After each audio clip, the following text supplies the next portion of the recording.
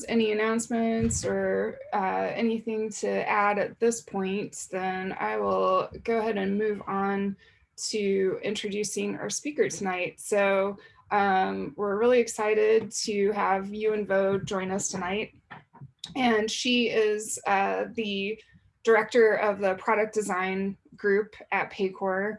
And she's been with the company about 4 years. I have had the pleasure of working with her for that whole time and watching her grow. She's an extremely talented designer, has a ton of experience in both the agency world and also in the product world as well.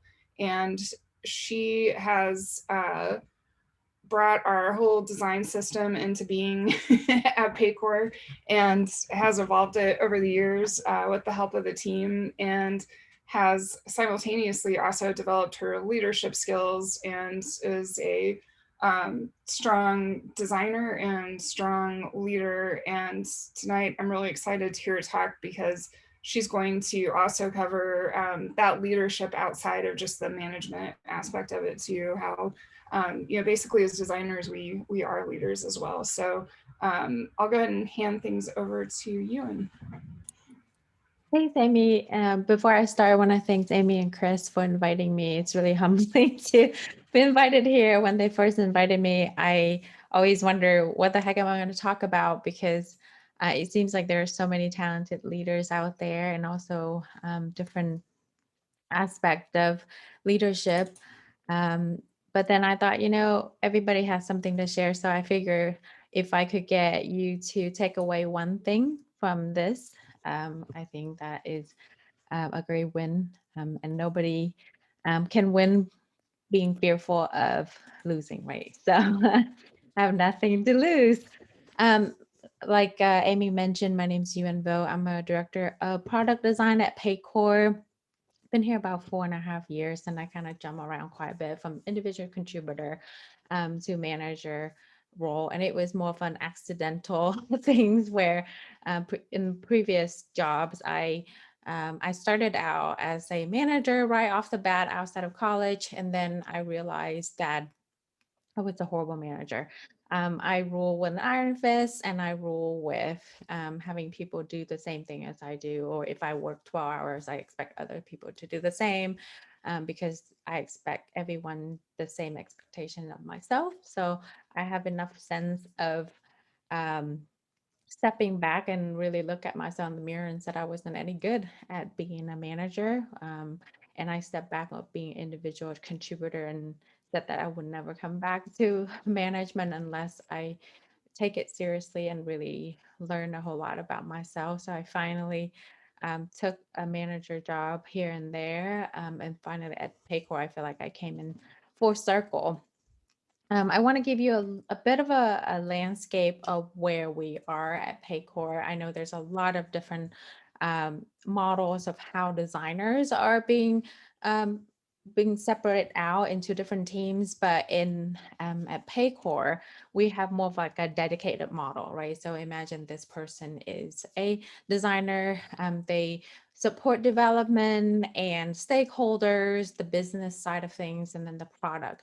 But most importantly, they support our customers. So the designer being dedicated in this dedicated model, we wanted them to be the expert in their realm. They know about the product the most. We have several products in our portfolio. So we decided this is the best way of supporting our customers, is to allow the designer a full range on support.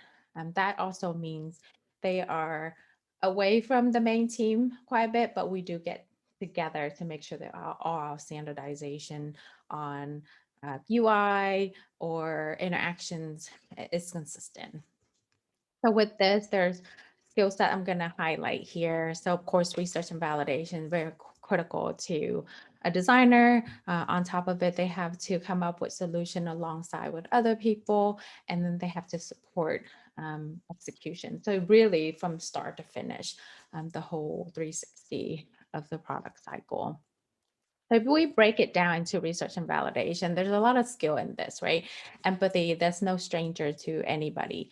Everyone kind of heard about this, hear about this all the time, and our designer exercise that every single day. Whenever they talk to the customer, they want to make sure that they feel what the customer is feeling so that they can implement that into the solution that they are trying to solve the problem with. And then the organization is a huge thing. We don't have a dedicated research team. So our designers had to manage their time and the customer's time as well to make sure that they are scheduled to meet with us, to go through prototypes and things like that. There's a lot of moving parts. And of course, they don't have visibility into the customer day in and day out either. So having that organizational skill is really critical when you do research. And they have to be strategic as well. This seems like a dirty word when it comes to money.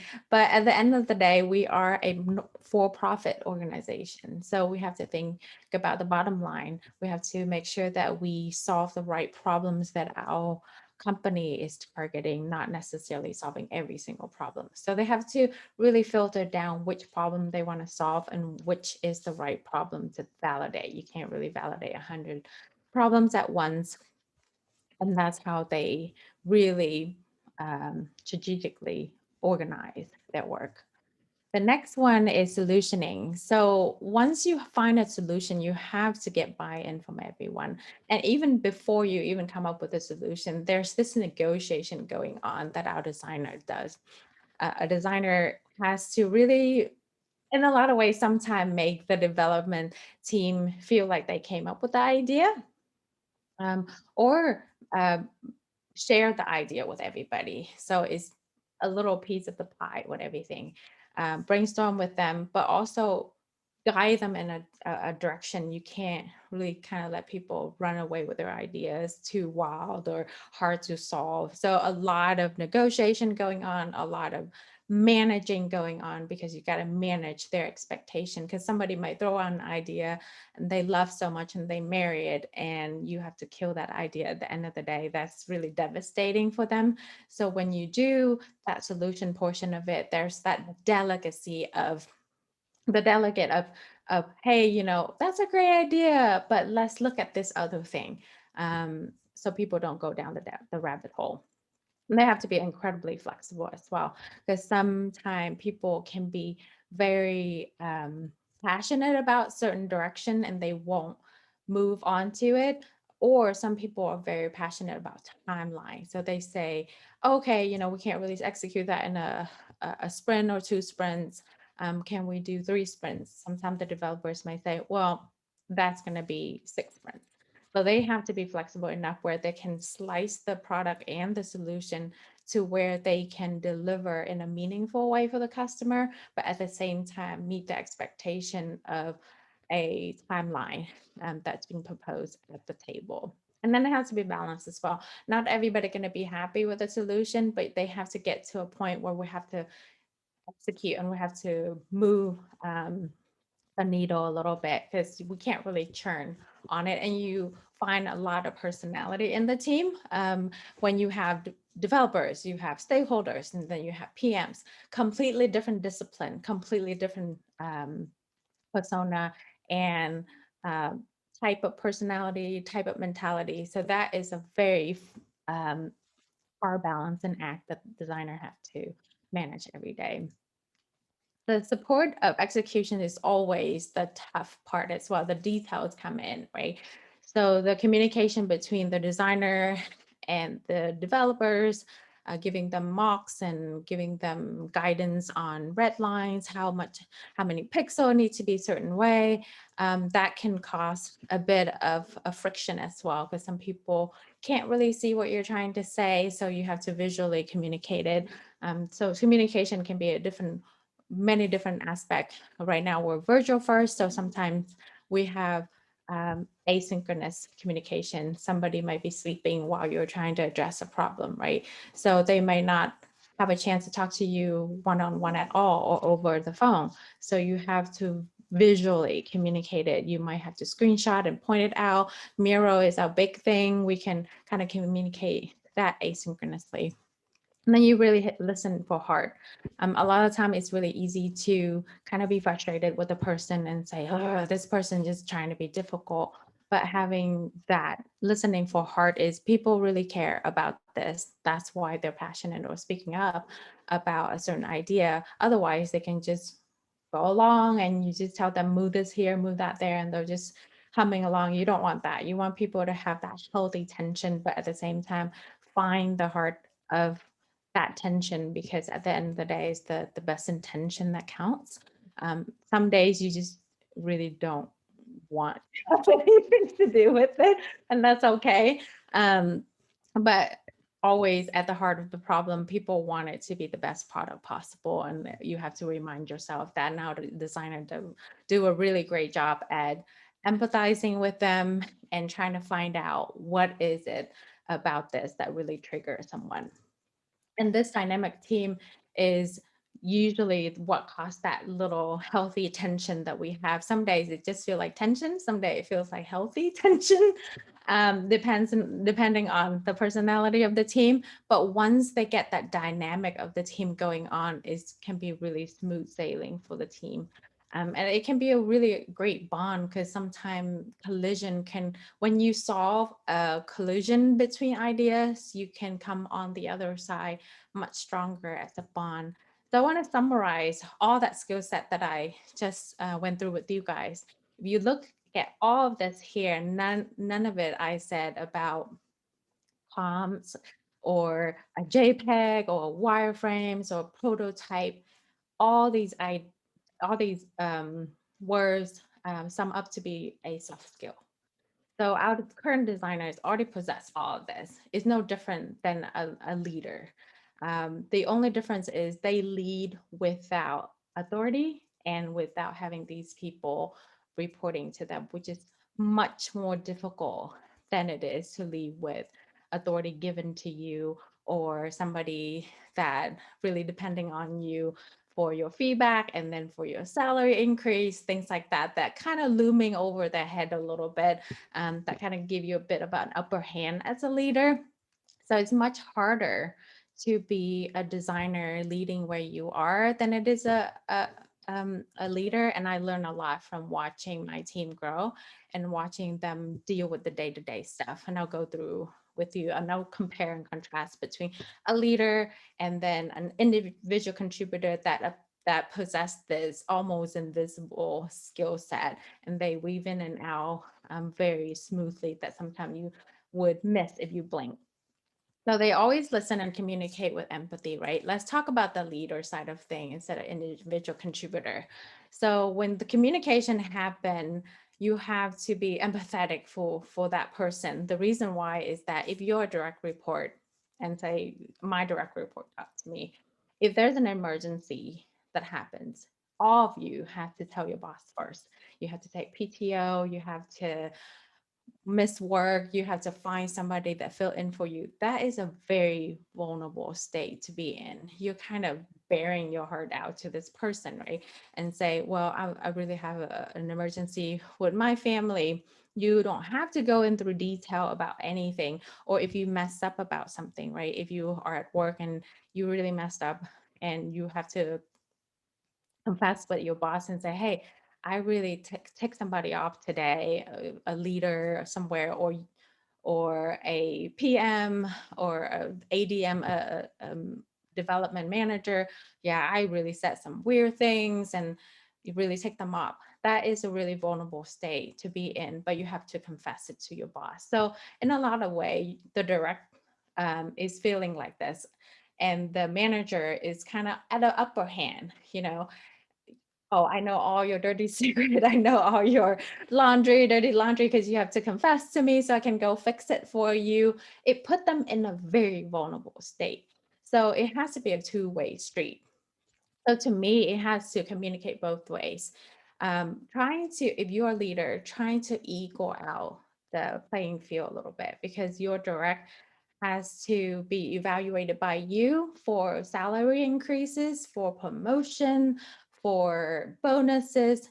That put you in a very high power position, and you can make a call on when you want to promote them as well. So your direct may be very fearful of you and might feel like they're at a disadvantage or they're not in the same level at you with you. Trying to lower yourself by doing communication in a random pattern, meaning talk to them about their day. Talk to them about the things that they struggle about, the things that you struggle about. If I have a family emergency or something like that, I tell my staff as well, not only my boss, but I tell my staff as well. I say, hey, I have a family emergency. I'll be right back, to humanize it and to be okay with it. And then the second thing is, don't just call them or text them when there's an emergency, because then they learn there's a pattern with you. Oh my God, my boss texted me, my heart dropped a beat and my heart jumped out of my chest. If you are if you're okay with giving feedback to your direct report, you're okay with praising them.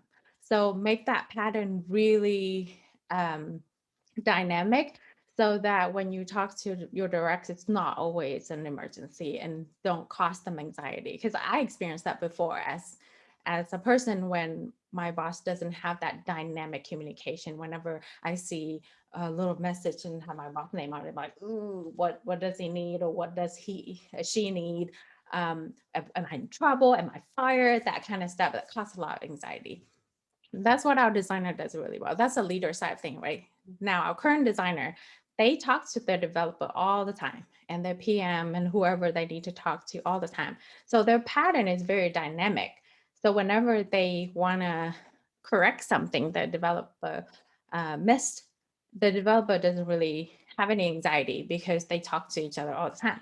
It doesn't have to be, oh, you're, am I messing up or am I doing something wrong? So dynamic and listen with empathy is really important, to both leaders and your current job. So if you're only talking to your developer when you're correcting something, try to switch it up a little bit. Find common ground, like maybe they love house plants like you, or maybe they love Diet Coke, like you. Find that common ground so that you bond over, so by the time you talk to them about difficult topics or giving them feedback that they may not like, is not a surprising thing for them. And the flexible mindset is the second one I want to point out. So we all very unique people, right? We are dynamic. We like what we like. We set our ways, or we come from a different background. We're diverse.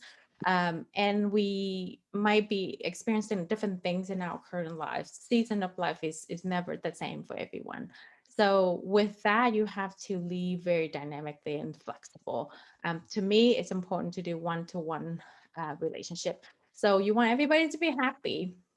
Therefore, you have to be flexible and stretch like all direction, not just one way, right? So if somebody doesn't really care for a lot of communication, it bother them more if I mess with them all the time and talk to them all the time.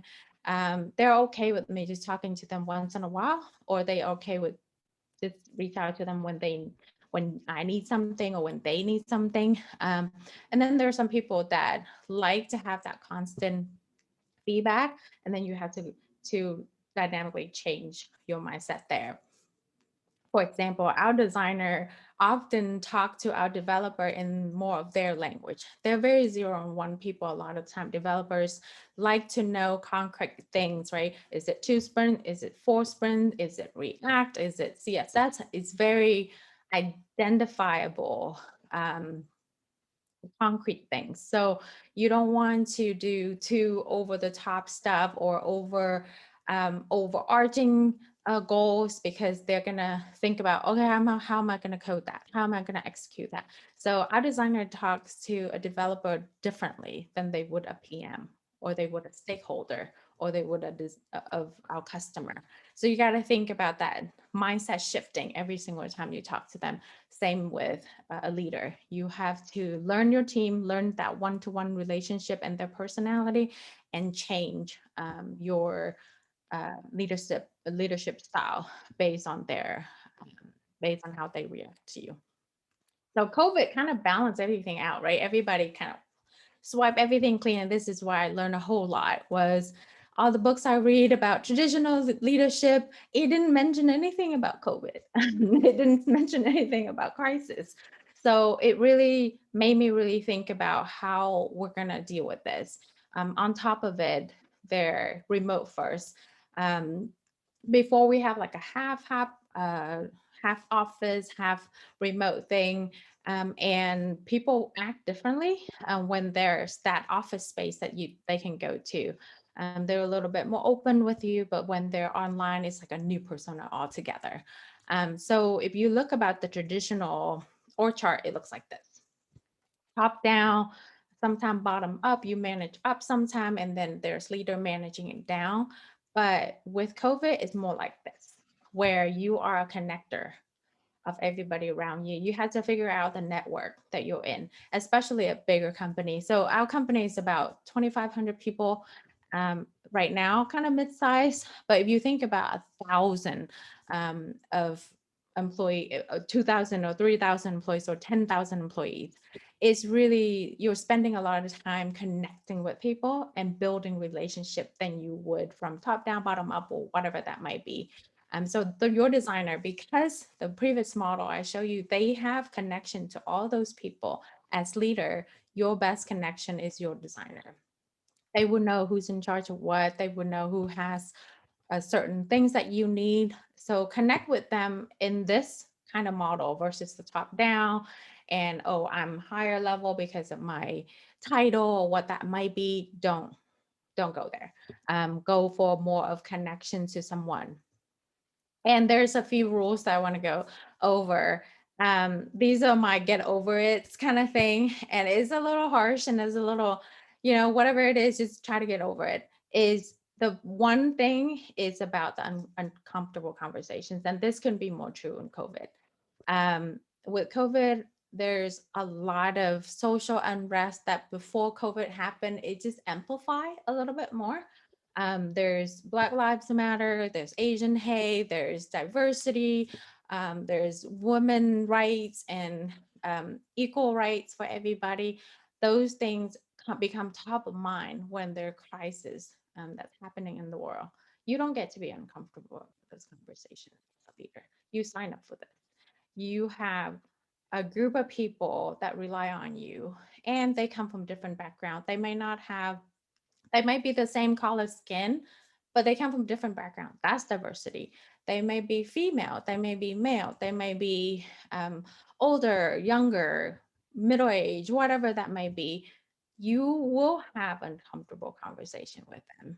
And what you can do with this is you don't get to avoid it. I've seen people fidget. I've seen people avoid it altogether and kind of like, that's crazy, huh? Well, you don't get to have that crazy, huh conversation. You get to have conversations like, you know what? I'm not educated about Black Lives Matter.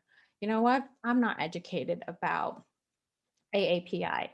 But what I will do is I'm going to go educate myself, and I'm going to come back and I'm going to be ready to listen, and I'm going to be ready to talk about these conversations. Look around at your staff and really be conscious about who you're managing. You want a diverse staff because the benefit of different backgrounds. Therefore, you have to be ready to receive that kind of conversation. You don't get to avoid it and only benefit from the diverse background and benefit from the diverse solutioning and well-roundedness of having a diverse staff. You have to work for it. So I would say to leaders these days is that you might be really uncomfortable about certain topic, but you don't get to do that because you're a leader. Um, you get to educate yourself, you get to admit your fault, and you get to tell your staff that you're not ready to talk about it, but you will be ready on Monday, on Tuesday, whatever that time is. Another one that I hear a lot is, I'm really uncomfortable about giving praises, or, I don't need to be appreciated. I'm fine. That's why I'm where I'm at as a leader.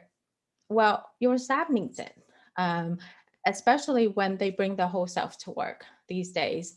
There's kids screaming in the background, there's dog barking when the mailman comes, um, things that they do, even if they, get to work on time or they show up, sometimes that's enough for you and that's enough for them. So you got to find opportunity to do appreciation and recognition. You might be uncomfortable about somebody recognizing you, that's you. But if your staff have like a nice word, like, I I'm not a person who wants to be praised a whole lot. And I learned to appreciate people and say it out loud verbally. And I practice it over and over again until I'm comfortable with it, because it's not for me, it's for your staff. Our team does a really good job at this as well. Our designer often would call out a developer in retro. They always find somebody that did something a little bit more and they would praise them. So that's something that I would say, get over it. Don't, just because you feel uncomfortable about it doesn't mean you get to skip it, because it means the whole world to somebody when they have a bad day and you don't know when the bad day hits them. So it's for them, not for you. And then the next one that I'm talking about is the unconscious bias and triggers. And this is something that I'm constantly trying to work out. Is you as a leader, you have to learn about yourself and you have to figure out what your triggers are so that when you do give feedback, you identify them. And I'll give you an example. My one trigger that I'm still trying to work on is when somebody is being really arrogant, it triggers me. It makes me kind of almost like seeing red a little bit, because I'm immediately discrediting them and that stop listening to them. And I know that about myself. So whenever somebody's like, flex their muscle and kind of like puff their chest up a little bit and kind of being really arrogant about their skill, and didn't really have anything to back it up, that's an immediate trigger for me. And I would tell my staff whenever I give feedback, hey, I'm not going to give feedback about this person because it is my trigger. Um, I get triggered because of this, and it is something I'm working on. Therefore, I will recuse myself from giving feedback. Or I would say, I will go ahead and give feedback as much as I can, but I'm going to try to work on making it more actionable. But please ignore if that sounds like something that more of a bias feedback than anything else. So as a leader, you get to admit your faults a lot. And if you have unconscious bias, trying to attend some of the training that they have. There's a lot of training that I take at work for unconscious bias, for hiring, for giving feedback. And sometimes I go over the same material before an interview or before I'm about to give feedback for the next session to remind myself that, hey, by the way, remember last time you took this test? These are your unconscious bias so that you don't get yourself in trouble by repeating these things. And everybody has it. Nobody is excused from having unconscious bias or triggers, but the more you're aware of it, the better you are at leading and the more fair you are at leading. So those are the get over it one for you. The one last thing that I would leave you with is the biggest thing people do as a leader is delegation, right? But people don't think about delegating authority. They think about delegating responsibilities or delegating some of the tactical tasks. I do something called share the desk. That's something I learned from one of my mentors, or share the authority. So on my team, we would have initiatives of the year. I would set initiative for the year. And our initiative were research or global navigation or visual design. What I do is I appoint a captain for those. And our designers would raise their hand and say, I want to align myself with that one. And I would align them to the initiative. And I said, you are now the captain of this initiative. And I would either be a follower or I won't follow an initiative. Sometimes I don't have all the time to follow every single initiative. So I will sign myself up for something that I have time for. But just because I'm the boss does not mean that I don't follow the captain. I already assigned my authority to my captain. So for example, Amy would tell me, hey, I need this for global nav, or I need this decision or that decision. If somebody else come to me and say, well, I don't like that decision that Amy did, can you please override her because you're her boss? I would say, no, that's my captain. The captain get the final say. So when you are delegating authority to your teams, make sure that you follow through. And then make sure that you do give them authority, because they have a really difficult job of dealing with a lot of different moving parts. They don't have authority assigned by the org structure, but they have this incredible leadership skill already. So if you are an individual contributor and your leader isn't assigning authority, it might mean your leader didn't think about it. You are welcome to ask. Just ask your leader, hey, by the way, I would love it if you could assign some authority to me explicitly. And I would say explicitly in the team as well, saying, hey, Amy is the captain. She has this, and this is why I expected of her. Any final decision she can override.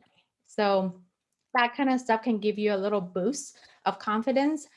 You already got the skill set. All you need to do is a little blessing. And that's what I would suggest you to do with your leader if you feel like you need a little bit more explicit a sign of leadership and authority there.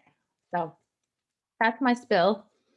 And then the last one I give you is what I learned so far is that you have to evolve and accept what you cannot do. My team has pushed me a lot. They did things that I've never would ever ask anybody to do.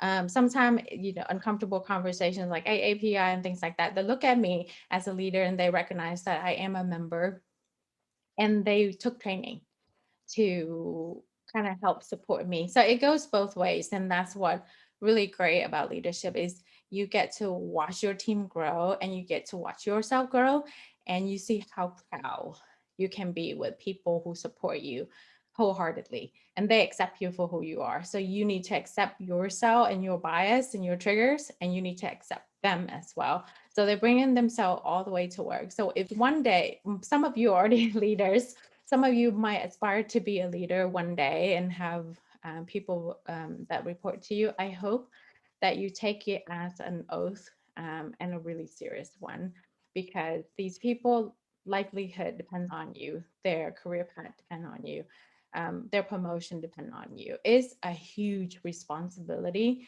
So I would say push yourself to evolve and accept what you cannot change, and then assign things that you could change to other people that are better than you at the job, and and understand that they have other leaders before. It's not that they don't want, it's not that you are the person they follow. You are the person they chose to follow. So live up to their expectation, and also trying to be the best that you can and accept it as an oath, and do it right by them.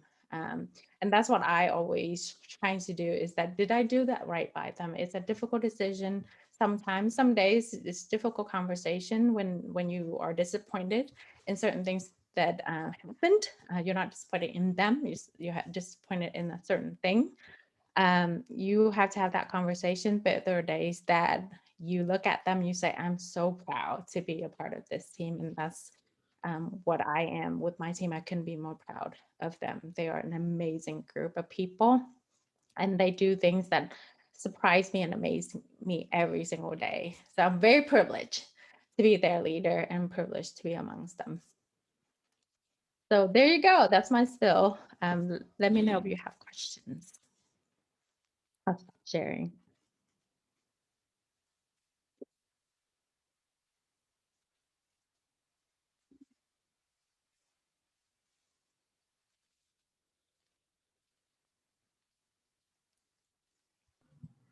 That was a fantastic presentation. Thank you. What questions do you all have? Or even feedback or other ideas, best practices that you like to share with the group?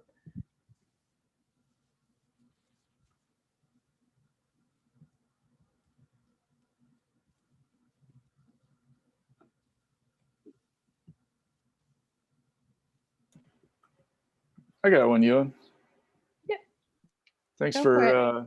thanks for giving your talk. This is much appreciated. Do you have any favorite tips for dealing with any awkward or uncomfortable situations as a boss, other than humility? um, Favorite tips. I would say the first thing I always done is kind of find humor in it a little bit. Or if it's a little uncomfortable, it's like, oh, this is awkward, that kind of thing. So I'll give you an example. There's this awkward tension that I had, right? There's this person I didn't really like a whole lot. They didn't like me a whole lot.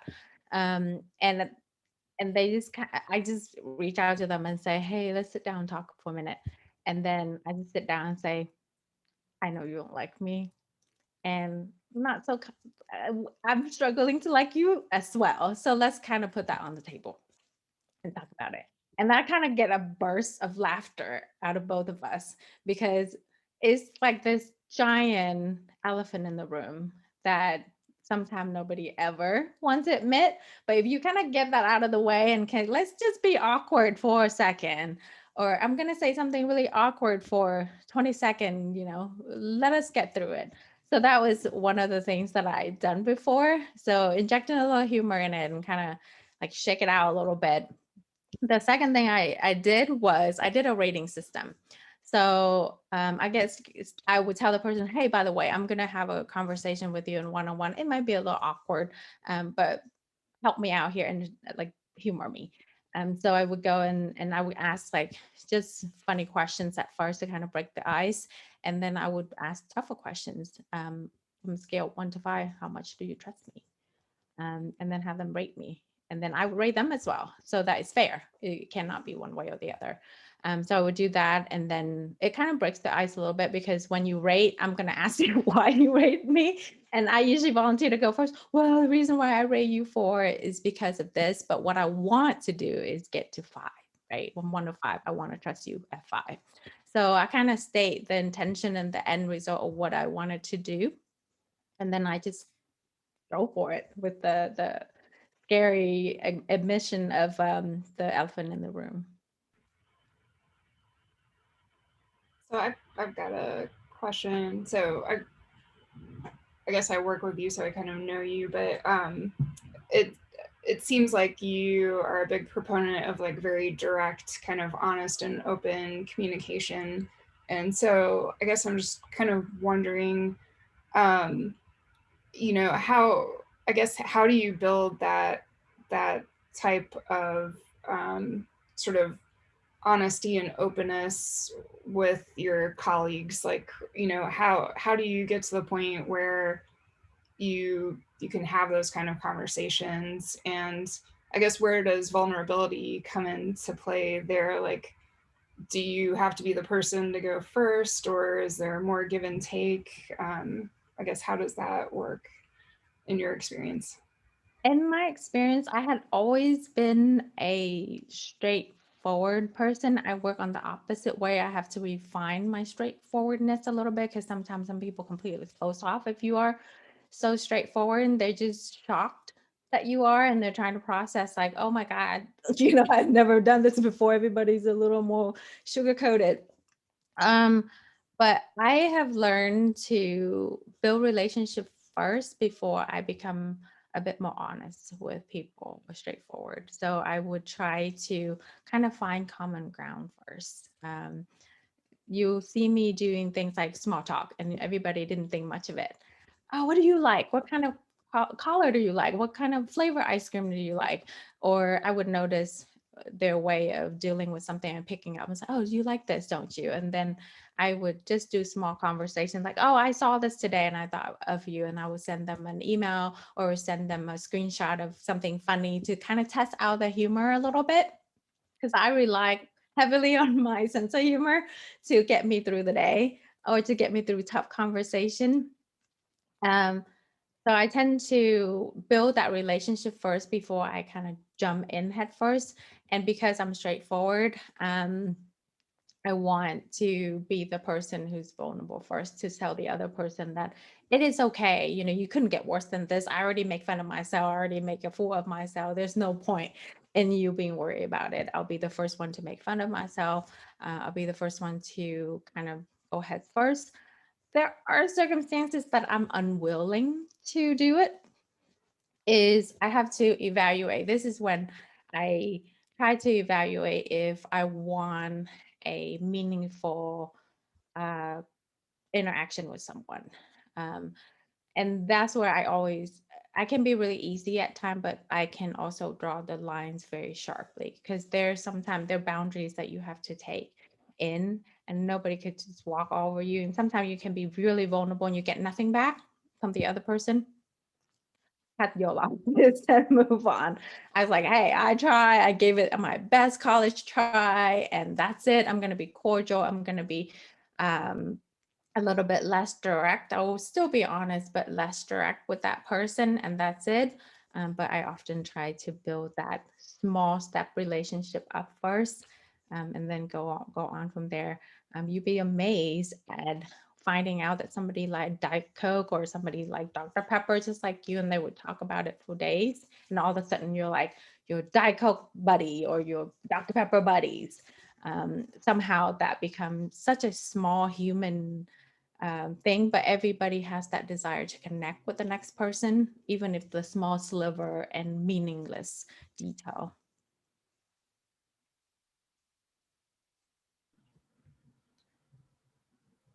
As we're hopefully nearing the end of the pandemic, and kind of phasing into like the next normal, what is some advice you have from a leadership standpoint, to help employees like adjust to like what change is coming next for the work environment?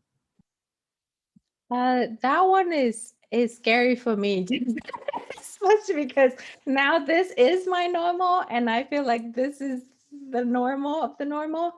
There are going to be a lot of changes. I think there's this anxiety that people didn't have before of social interaction, and all of a sudden it is a huge thing. People who never had it before, people who had it all along, they're like, "Ugh, I've been through this." But people that develop it, like I develop it. I'm a very social person at work, but now I'm developing this anxiety when I'm less than 6 feet from the next person or not having a mask on. It's like my little safety blanket. I'm like always touching my face, making sure my mask is on.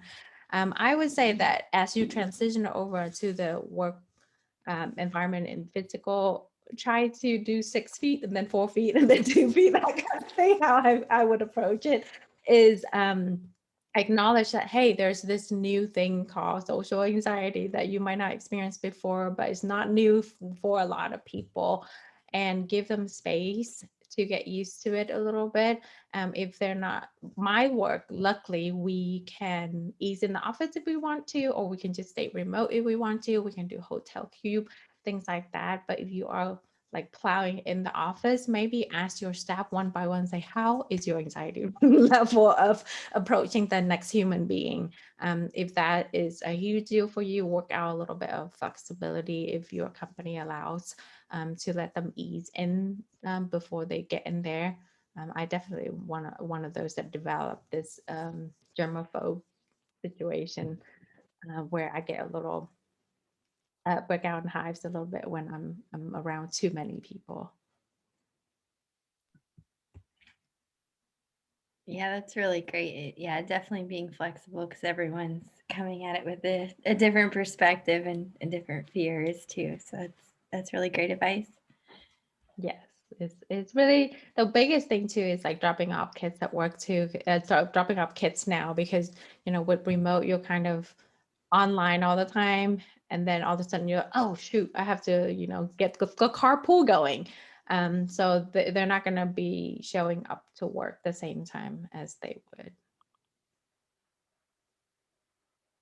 I got another one, but I want to let somebody else go first, because I'll just keep asking questions if you let me.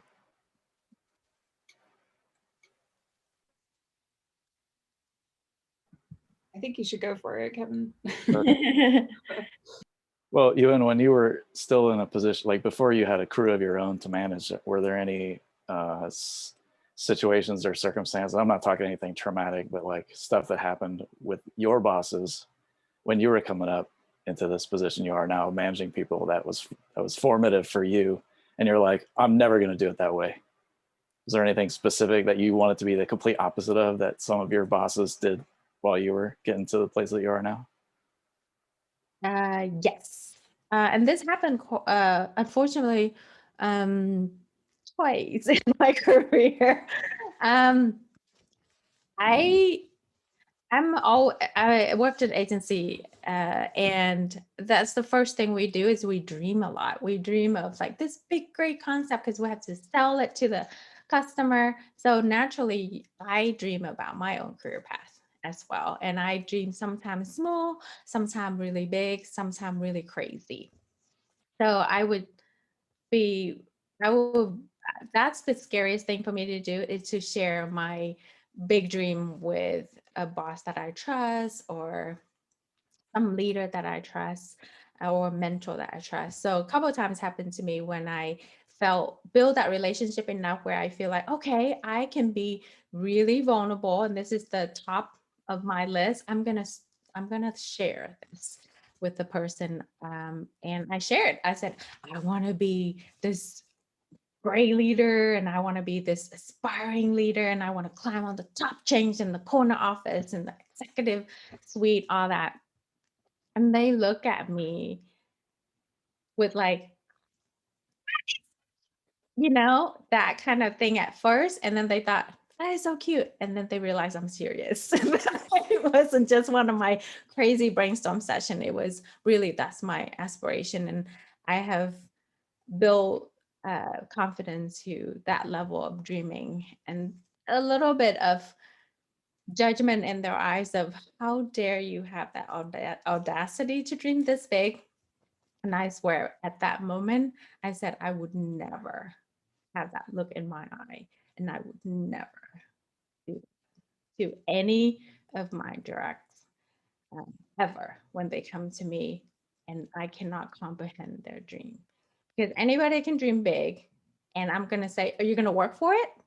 Instead of saying, how dare you dream that big? I'm going to say, it's going to be a lot of work. How can I help you? And let's break down this dream so we can achieve it together. And that's one of the pivotal moment of my career that I vow I would never do to somebody. That's great though. That's like way better than what they did. Plus, it's easy to let somebody else's enthusiasm like be infectious if you want to let it be. It's easy to get caught up in that and be supportive. That's cool. Thanks. Sure.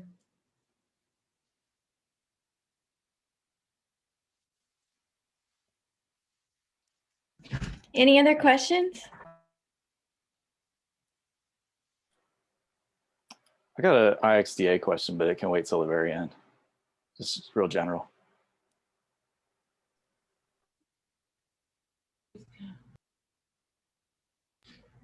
Did anyone else have questions?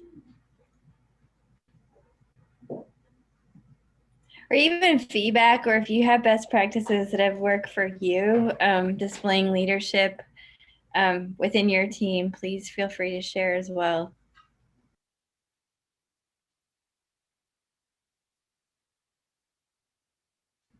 All right. Well, Kevin, I think you could ask your IxDA question then.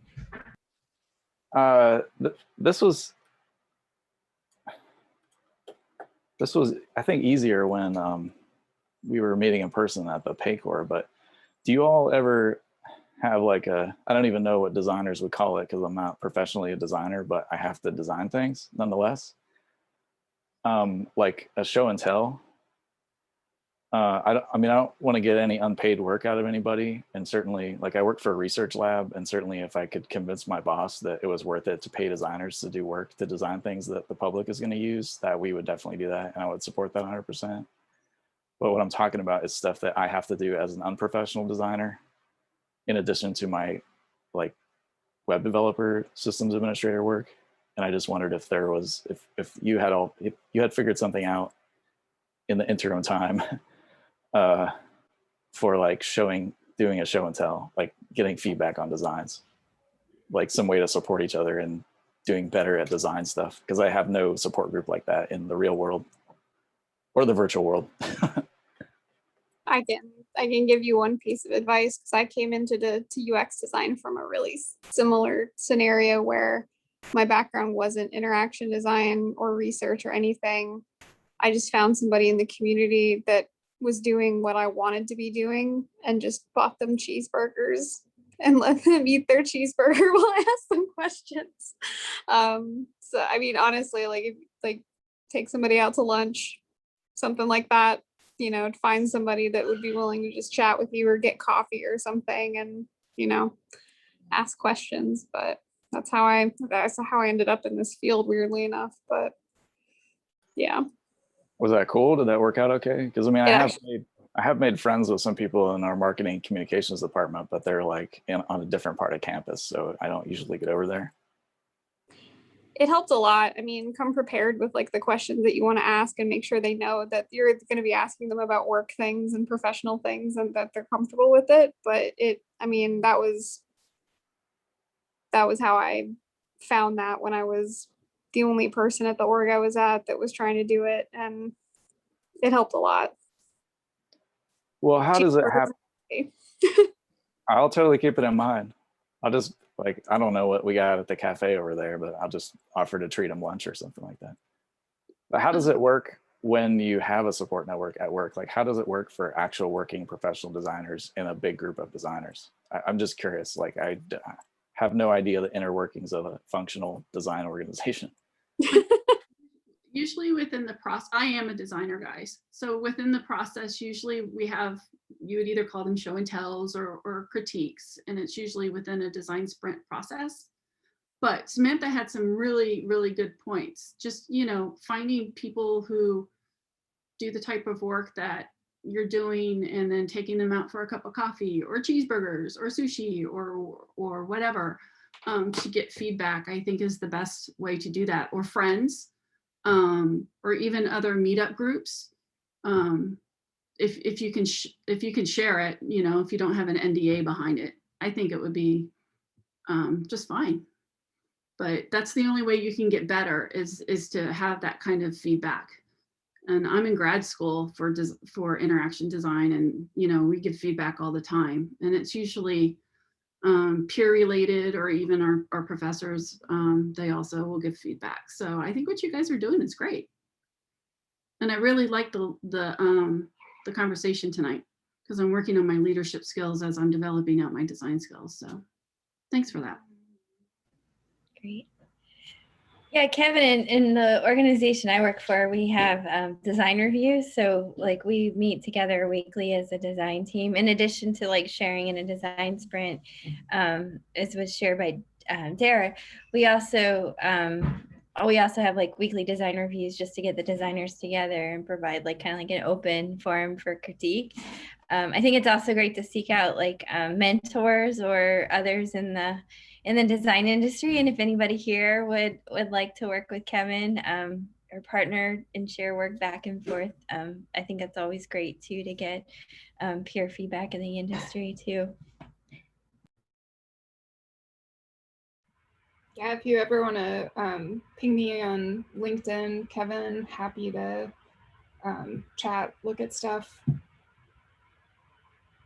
Thanks, I appreciate it.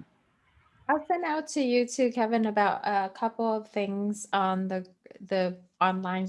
I joined this thing called Leaders of Awesomeness. Sometimes it's not leadership advice at all or anything leadership. It's just a bunch of UX people really enthusiastic about helping each other out. And I would see people just post stuff for feedback. They have little threads of different groups, and then they would post a topic, and then whoever wants to critique it, they can go in. And then some people just ask, like, whoever is available at this time, can you let me know? And then I'll reach out with you. And I've seen that quite a bit as well. So I'll send that along to Amy so she can give you that. Thanks, I appreciate it. Yeah, I didn't really take it. I've had to reassess how I look at all this stuff now that I'm actually helping someone else on his project, and he needs something that looks nice so he can impress this publication. And it's completely different from when I'm just trying to make my own thing look a little nicer. I actually want to do a good job for him so he's successful. So it's different. And I'm the only one in our lab that really has the wherewithal. So the task fell to me to dress this thing up before publication time. So thanks, I appreciate it.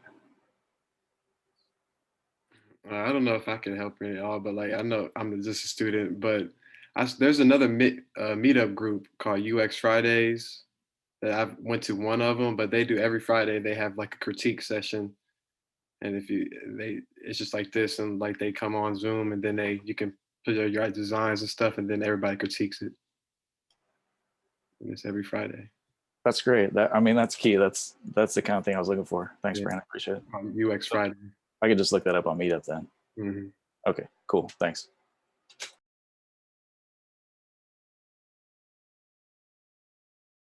All right. That was a great question, Kevin. Does anybody else have any questions or feedback?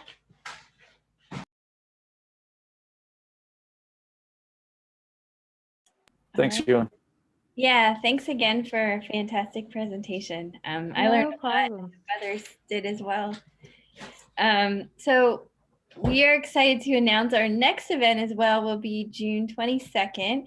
So our very own Amy Copeland and Kat Jenkinson will be sharing a research study that they conducted within our local Cincinnati region on trends in user experience, and including like how people got started, some of their training backgrounds, where they feel like they have the strongest or skill sets, or where they have opportunities to develop. And they compared a lot of that input to local job descriptions to see how they match up. So it should be some really interesting insights for us. So hope you can join us on June 22nd.